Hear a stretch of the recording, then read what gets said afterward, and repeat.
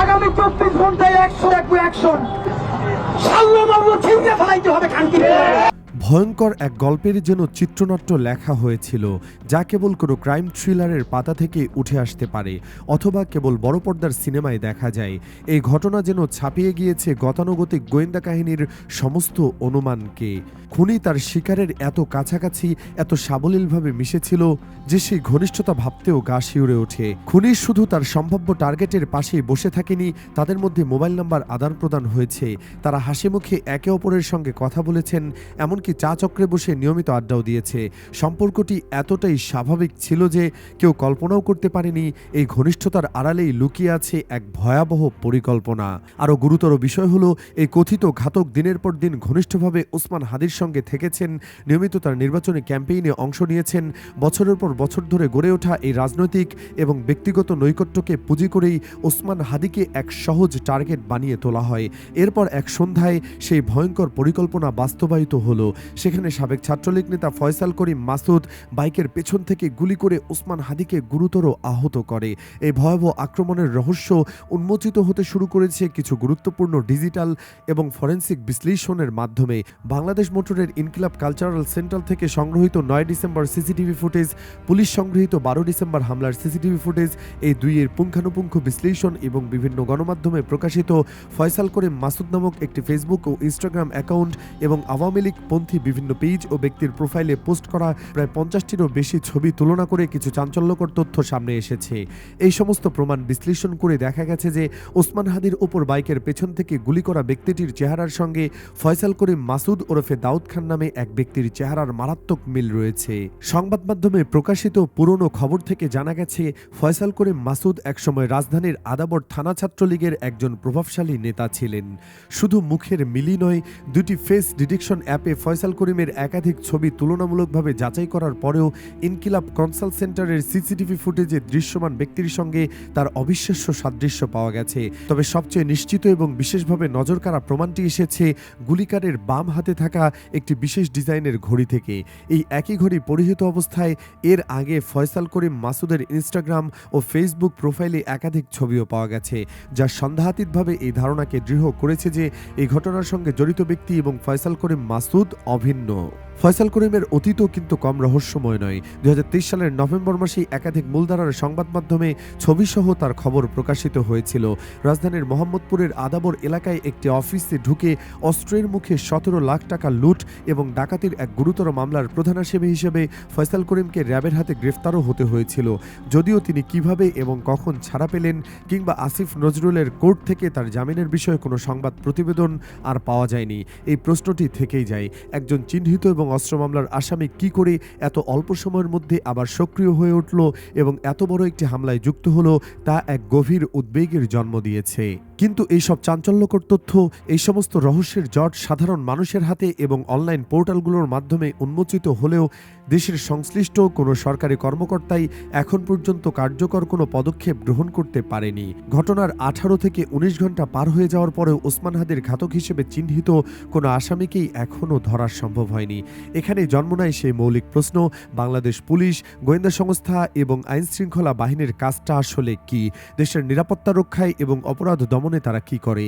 NSI, DGFI কি দেশের মানুষের কোনো নিরাপত্তা দিতে পারছে? বিগত 17 বছর ধরে আওয়ামী লীগ সরকারের শাসনামলে এই সংস্থাগুলো বিরোধী দলের উপর, বিশেষত জামাত শিবির এবং বিএনপির উপর জুলুম, অত্যাচার, গুমের মতো গর্হিত কাজ ছাড়া আর কোনো জনকল্যাণমূলক কাজ কি দেখাতে পারবে? যা তারা করেছে, যাদের কর্মদক্ষতার মান এমন পর্যায়ে পৌঁছেছে যে এদের কাছে সাধারণ মানুষ মরার আগেই কোনো তথ্য থাকে না, আর মানুষ মরার পরেও কোনো তথ্য থাকে না। অথচ পুলিশ এবং গোয়েন্দারা যখন যে কোনো তথ্য বের করতে পুরোপুরি ব্যর্থ, ঠিক তখনই সাধারণ পাবলিক অলরেডি একজনকে শনাক্ত করে ফেলেছে।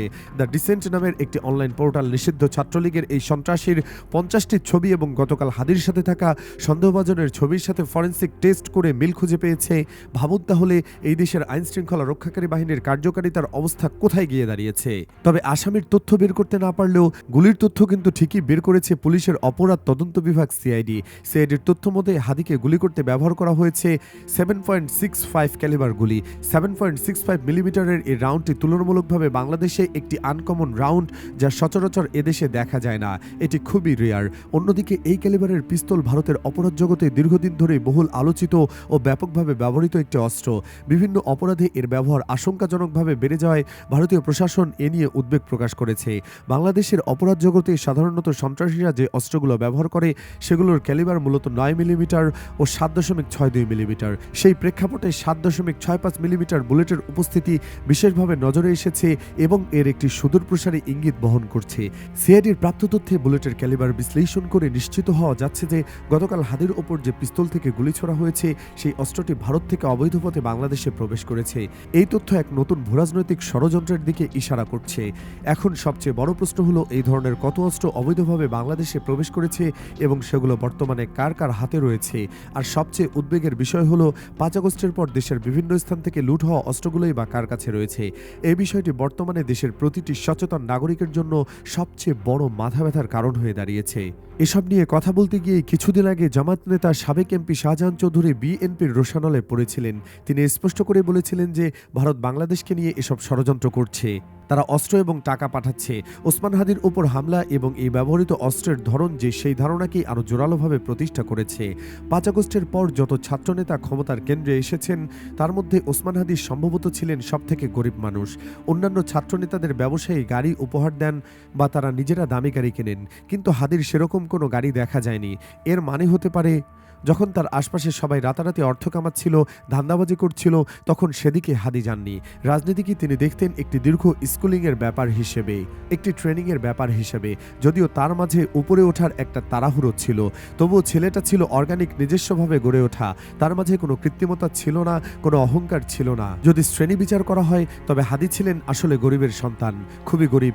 নির্বাচনী প্রচারণায় নেমেছেন অথচ একটি গাড়ি পর্যন্ত কেনার তার সামর্থ্য ছিল না। তাকে নির্বাচনী এলাকায় যেতে হতো অটোরিকশা করে, সাথে 2-4 জন লোক নিতে হতো। হয়তো একটি মাইক্রোবাস বা ব্যক্তিগত গাড়ি থাকলে আজকের এই হামলায় এতটা বিপদ ডেকে আনতো না, কারণ তিনি ছিলেন রিকশা যাত্রী। সহজভাবে তাকে গুলি করা গেছে।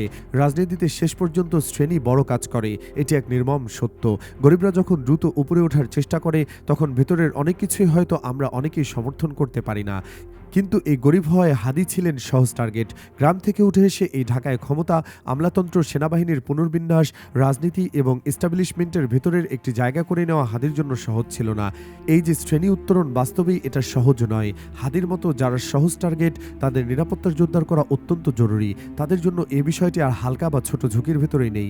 বিশেষ করে সাদিক কায়েম, হাসনাত আবদুল্লাদের মতো গুরুত্বপূর্ণ নেতাদের সতর্ক থাকা এই মুহূর্তে অত্যন্ত জরুরি।